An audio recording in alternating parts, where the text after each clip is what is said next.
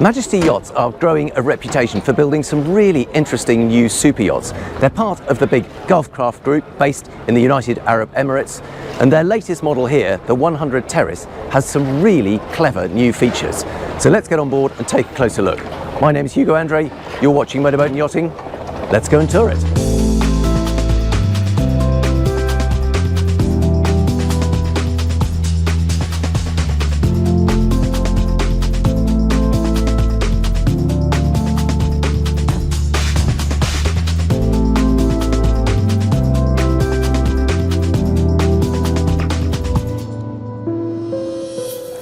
Let's step aboard the Passerelle and take the opportunity to get a rather nice bird's eye view of the whole bathing platform area. This is a full width hydraulic extension. We've also got a folding sunbed, and behind here is a really huge garage. You've got plenty of space there for a 4.2 metre tender, and that will literally slide out on rails straight down. You can also spec it with a crane if you want to, but most of the time you'll just drop the platform down and roll the boat into the water. Now, that Terrace name refers to a number of different things on board, and one of the first are these big folding wings on either side of the cockpit that fold down, expand the whole area and create an even better view, because you then haven't got anything blocking your view when sitting at one of these lovely sofas. Obviously there's not enough room to put them down here, but gives you a decent idea of just how big this space would be when they are folded down. Lovely kind of informal seating area here. This is not your main dining area, this is more for just chilling out in the aft cockpit. We've got full coverage overhead, giving you a nice shaded protection. And then come through into the main deck area. Now, clearly this is the saloon, this is the seating space. Nice low-level seating. Now, all of this yacht was designed by a Dutch company called Fathom Design. So it has a really nice kind of hybrid European finish, nice modern bright colours, not too showy, but feels very nice and light on board. You don't get the full effect of it because we're squeezed in between two other quite big yachts, but you'll notice that we've got sliding side doors on both sides. There's one here, this is open. We've got another one on the opposite side, that's closed up.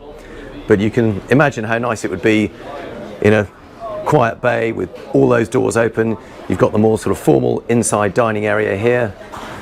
Lots of high quality marble here with sort of inset, oh no, that bit's inset. Little gold flashes, but the natural vein of the marble showing through. And then moving along on this main deck, rather magnificent stairwell here, and what I really like about this is that there is a skylight at the top of the stairs which lets a lot of natural light flow down into this area, as well as this rather fine artificial lit feature. It's almost like sort of palm leaves or something, but very nice little sort of light pool effect that's separating the saloon from the owner's cabin, and this is the really special place. Now, it'll be interesting to see. I'm not quite sure if there are people in here, but we'll take a little bit of a look. So it is a main deck master cabin, always the best place to be because you're that far further removed from any sort of chine slap or anything down below. It means you've got the extra elevation. Again, we're not really able to admire the views here because the yacht's alongside, but you can see we've got great big windows. But this is the really key lovely feature.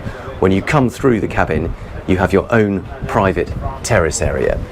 And the fact that this is covered just makes it feel that much more special. You've got a sunbed in front, you've got a lovely little breakfast area here. There's a couple of guests here, so I'm not going to interrupt them, but it's just a really special feeling to have this separate private terrace that is well sheltered. You've got skylights in that hardtop overhead, you've got railings around it, but it just feels very special to have your own little private terrace with direct access from the master cabin. Got a high-low television in that little side unit there. You can see that it pops up from there. Little sort of chaise longue over in this corner. Lovely sort of light coloured finishes, LEDs inset behind that.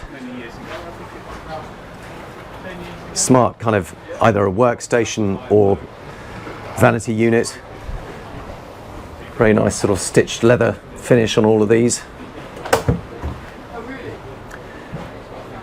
Of course, you have got your own ensuite facilities. This is behind the sleeping area, so you've got sort of walk-in wardrobe on either side, plenty of storage space for your clothes, and then into the bathroom.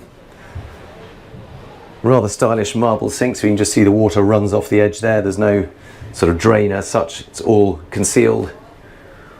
Walk-in shower area. It's more than just a sort of cubicle, there's enough space there to sit. You've got storage for all your toiletries, big overhead rain shower. And this is quite interesting to see. We've got a Japanese style toilet here, so it takes care of washing yourself automatically. More clothes storage on the way out of the yacht. I won't open them all up, but you get the idea. You've got drawers down here, so plenty of clothes space. Should also point out that there is a day heads, exactly where you would want it to be, easily accessible from both the upper deck and the main deck. Now if we go the other way around the dining table, it takes you to access into the crew galley and in fact two of the crew cabins. You can see there's a pantry area here with a wine cooler, side access out to the deck so crew can come and go very discreetly, and then access into the galley, full sort of professional catering standard galley, all stainless steel surfaces. I won't open any of them up, but you've got masses of cold storage behind here.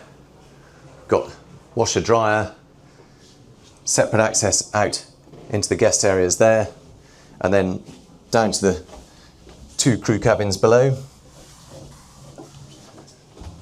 These are mirror images of each other. See, we've got twins there. And exactly the same there. And then there's also a separate captain's cabin, which I will show you later on. Moving up to the upper deck, there are two means of accessing that. One is this central staircase here. The other is through the cockpit and up via the outside route. But let's go up here. And then we come into this enclosed upper saloon area. One of the things I really like about this is the fact that it's got opening side windows. So if I pan the camera slowly round, you can see that these side windows here move up and down. I don't know if I can demonstrate that. You can see it just moving up there, or equally sliding down. Now they don't go the whole way, but it is just enough to let a bit of breeze gently waft through the space. Electric doors out onto the aft deck. Now this is where we move from inside to outside, but what's rather nice is that there is a sort of louvered sunshade overhead, so you can have as much or as little shade as you want, but it just means that when you're not eating, or when you are eating more to the point, you're not sitting in the full glare of the sun. But you can also open it up and let a bit more light in when you want to. There's a wet bar, or almost an outside galley here. Got a couple of fridges, we've got ice makers, sink, grill, all the usual stuff. And also it acts as a sort of bar, so it can either be a serving area or you can pull up a couple of stools and use it as a cocktail bar. See, we've got the life rafts stowed along the side here, and then an open aft lounge area here, more kind of informal seating, nice freestanding furniture, small coffee table, and here you can enjoy full sun, or you can see that there are in fact little feet where you can mount a sun canopy so that you can have more of an awning over this part of the boat too. So here is the external staircase that comes up from the main deck cockpit, and then moving forward you can either go alongside the wheelhouse, or let's go back through to the bridge. Worth pointing out, there is a second day heads up here effectively. Means you don't have to go to the lower one if you're based up here. And then the main bridge area up on this upper deck. And interesting to see that this has got reverse angle windscreens. It just helps prevent glare and gives you a better view out than a traditional raked windscreen. 3 good screens. Visibility is pretty good from in here. very heavy duty door out onto the side deck from here. Look at the size of those hinges, absolutely massive. But full control, little sort of mini wheel. Often on a big super yacht like this, captains prefer just to have a small electronic wheel. Most of the time you're driving it on the autopilot system anyway. Then let's take advantage to come out onto the foredeck. And this is yet another of those terraces that the name refers to. Got a lovely seating area here with a couple of tables. You can see we've got the drinks set up. Disappointing to see there's Evian rather than a bottle of champagne, but you know, I'm sure that we can sort that. Hot tub area here. The water has been emptied out of it. It was a little bit rocky yesterday, so they've very wisely kept that empty. Sun pads in front of it.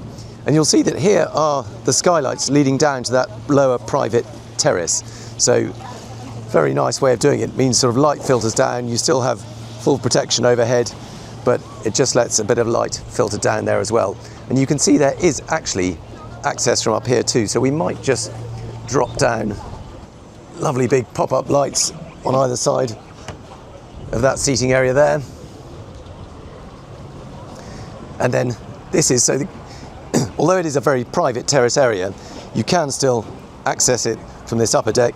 So if crew want to come down here and bring you coffee in the morning, they can access it by here too. They will also need to occasionally use it because of course this is also where the mooring lines are for the bow lines.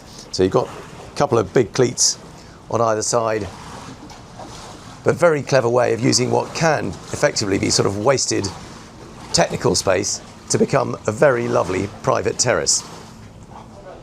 That staircase in the middle of the main deck leads down to the main guest accommodation area, and we have 4 cabins down here.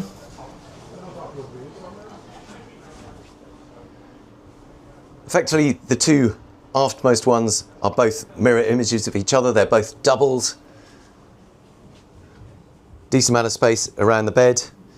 You can see there are great big hull windows here, but they're just not getting the effect because we're so tightly hemmed in. But nice artificial lighting around the foot of the bed and overhead. All en suite.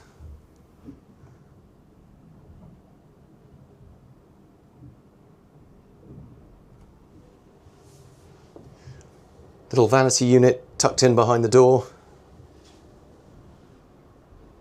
Plenty of storage behind those doors.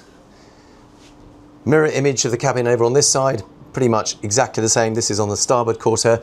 Interesting that both the beds are facing forward. Often in this kind of layout, you find that the beds face across the beam of the boat, but here they're facing forward. TV set into the bulkhead. Much the same en suite. Really nice high quality marble fittings. And then 2 further cabins forward. These are both twins. Now they can either have fixed beds or you can have the sort of sliding bed option, but really good size for a twin cabin. Plenty of floor space between the 2 beds. The beds themselves are decent size. They look like they're at least 3, probably a little bit more in terms of footage. They're probably more than just over 3 foot wide each. Ensuite again, so even though these are the smaller of the cabins, you still get a really generously sized ensuite. This one is on the starboard side, exactly the same layout. It's a little bit further forward, so it's not quite a perfect mirror image, but again, good size. Another ensuite bathroom with that same marble finish. So 4 good double cabins, enough for 8 people down here, and of course that lovely main deck master suite.